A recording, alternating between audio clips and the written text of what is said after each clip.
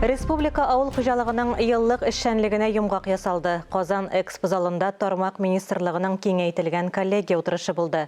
Утырыш алдыннан агросәнәгать комплексы казанышлары күргәзмәсен карадылар. Быелгы цифрлаштыру елында Казан аграр университеты уникаль проект агробиотехнопаркны тәкъдим итте.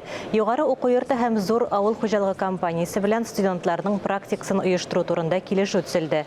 Президент Рөстәм Миңнеханов авыл хуҗалыгындагы йыллык нәтиҗәләрне бәяләп, киләчәккә бурычлар шул исәптән иминиятләштерүне, фермерларны яклауны алгы планга куйды.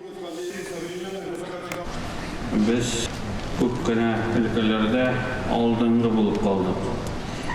2 миллион 400 мең якын бертөкле культуралар һәм шул вакытта менә терлекчелек буенча безнең эшләребез начар түгел. Сөт буенча беренче урында, бәрәңге буенча икенче урында, ит җитештерү буенча 6нчы урында, йомырка җитештерү буенча 7нче урында.